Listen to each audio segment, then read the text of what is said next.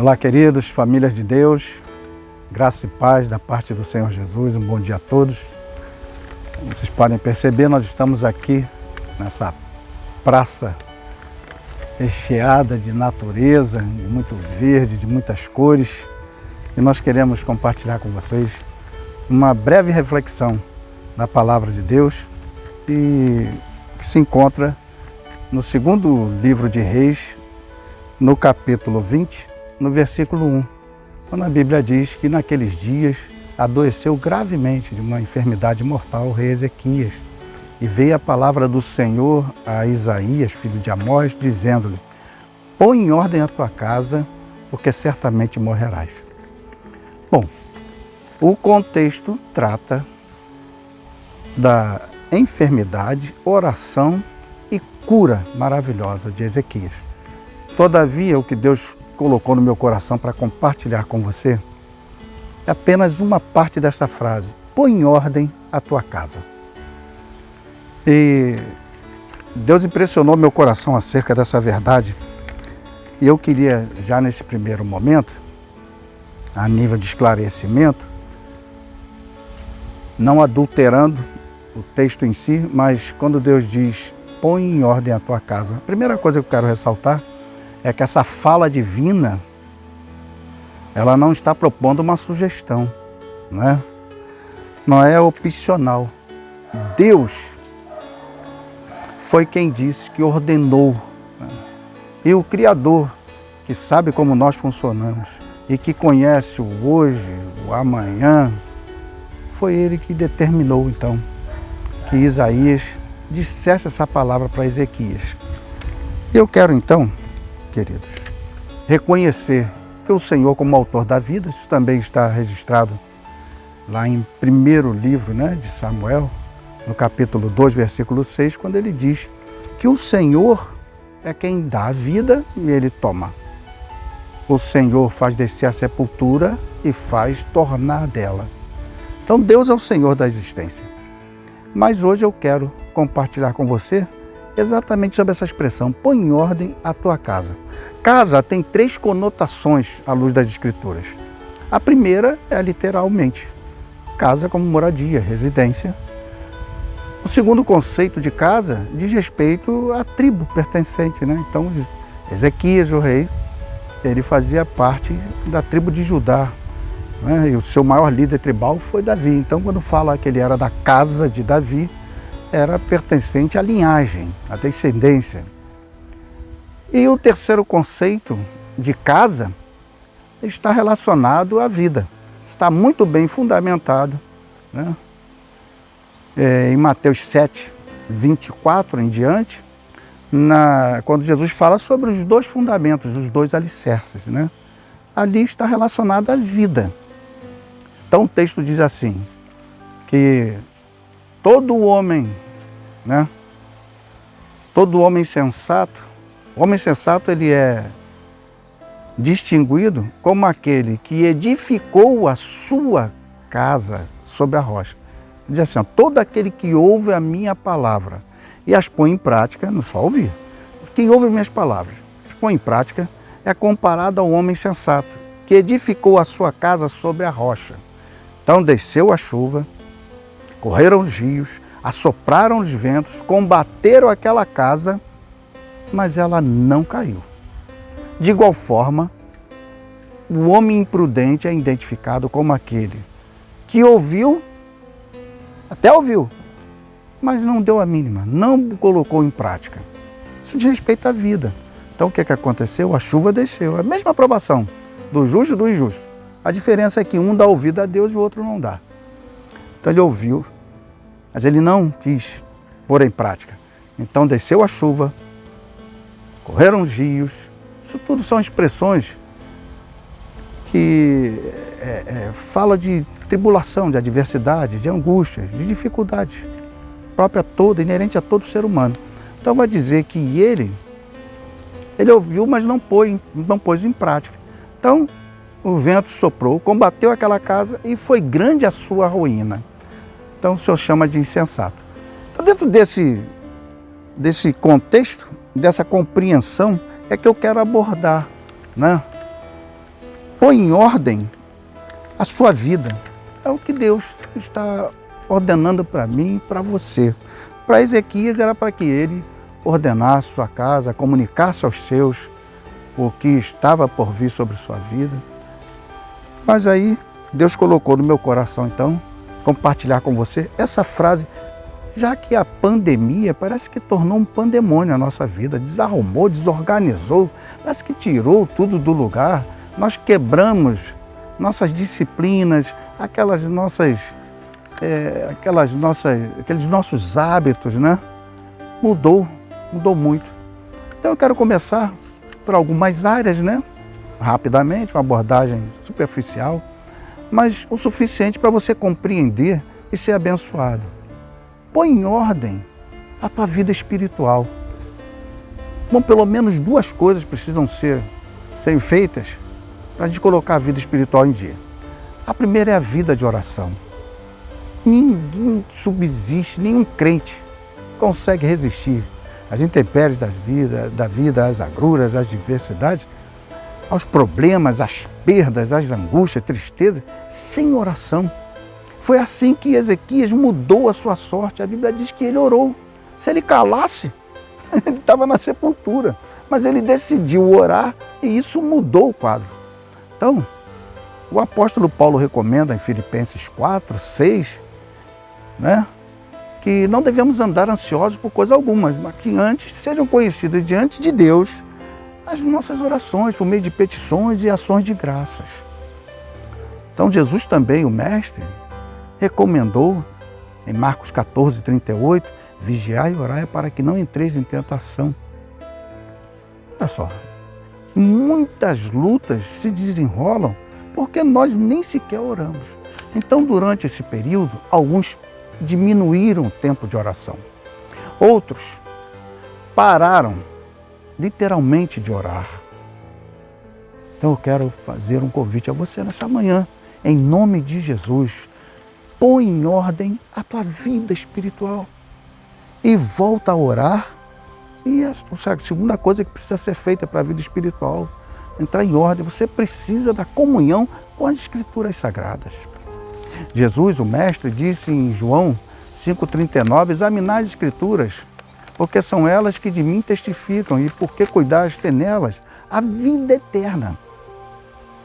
Nós precisamos da palavra de Deus. Ela é bússola que norteia nossos passos, é luz que ilumina nossos caminhos.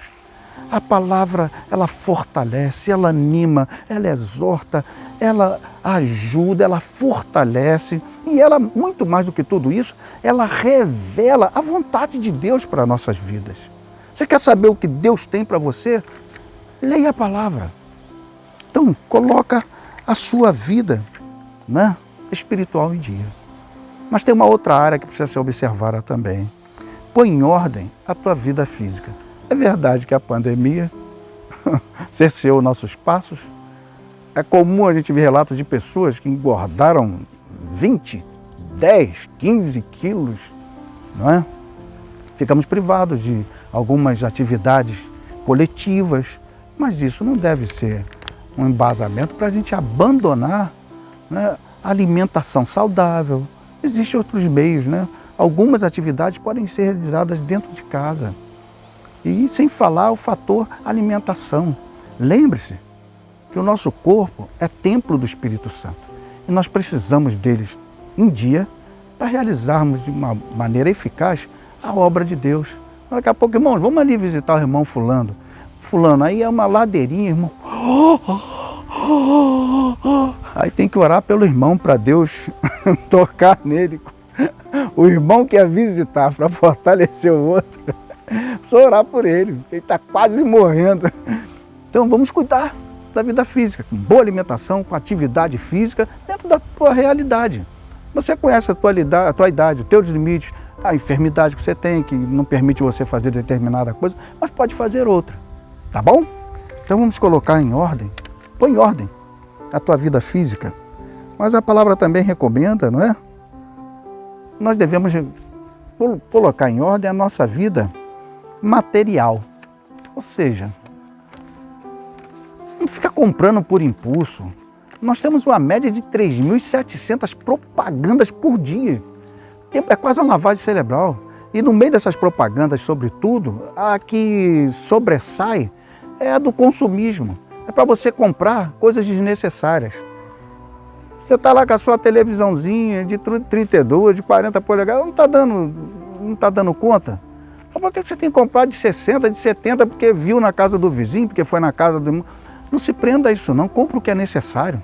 Aliás, ouça o conselho do Senhor através de Isaías, o profeta de Deus. Isaías 55, 12, ele diz assim: por que gastai o vosso dinheiro naquilo que não é pão? E por que consumis o fruto do vosso trabalho naquilo que não satisfaz? Então, não tem que comprar por consumismo. Compre por necessidade. Coloca, né, a tua vida material, as tuas finanças com Deus e as suas em dia. E evite os empréstimos desnecessários, principalmente se eles forem oriundos, né, dos consignados, dos avós e dos pais. Passam a vida toda para ter um pequeno recurso e daqui a pouco vem netos e filhos e todo mundo. Não quer dizer que não possa atender o momento. Tem gente que faz disso uma prática, né? Então põe ordem à tua vida financeira. Não vira um fardo para os outros, né? Põe ordem à tua vida material. Porque muitos reclamam, mas eles estão completamente fora dos trilhos. Perderam a lucidez, a razão de como lidar com finanças. A gente tem que se adequar à nossa realidade. A gente tem que estender as mãos onde a gente possa comprar, onde a gente possa alcançar, né? Um Fusca leva você aonde um Honda City leva, ou qualquer outro carro que você gosta, uma BMW aí de última geração, uma X4, não importa. Leva, só vai demorar mais um pouquinho. Então, se o teu momento é de Fusca, fica com ele. Se o teu momento é de Honda City, vai lá, meu irmão. Vai lá, minha irmã. Vai lá, meu amigo, minha amiga que está ouvindo esse pequeno conselho aqui. E por fim, para a gente encerrar, põe em ordem a tua vida emocional. Ela é por demais relevante. A palavra de ordem, a palavra que está em destaque no momento, é uma patologia inclusive, né? É a ansiedade. Todo mundo ansioso, as incertezas acerca do amanhã. E isso diz respeito à nossa humanidade, pelo amor de Deus. Isso não é defeito, isso não é incoerente, nós somos seres humanos. E todos nós, aptos ou não, sofremos de ansiedade. Ela só não pode sucumbir, ela não pode suprimir a nossa fé. Ela não pode afetar a nossa confiança em Deus, que conhece o ontem, o hoje e o amanhã. Então o apóstolo Paulo, preocupado acerca disso, vou repetir mais uma vez, está lá também em Filipenses 4,6, que ele diz: não andais ansiosos por coisa alguma. E o mestre dos mestres, o Senhor Jesus, nos aconselhou no clássico Mateus 6, 33 e 34, buscai primeiramente o reino de Deus e a sua justiça, e todas as demais coisas vos serão acrescentadas. E não vos preocupeis pelo dia de amanhã. O dia de amanhã cuidará de si mesmo, basta cada dia o seu mal. Todo dia nós temos um desafio. Se você acordou, abriu os olhos, não aconteceu nada, você continua enxergando, ouvindo, falando, se movimentando, já começa agradecendo a Deus. Já dobra os joelhos ali mesmo, já coloca o dia nas mãos do Senhor. Isso vai abrandar em muito a ansiedade que nos consome nesses dias. Então, guarda a sua vida emocional, tá? Para que você não dilacere sua família, você não dê passos errados, você não sofra por antecipação por coisas, que a ansiedade é definida por isso. É essa angústia, essa preocupação exacerbada por coisas que podem ou não vir a acontecer.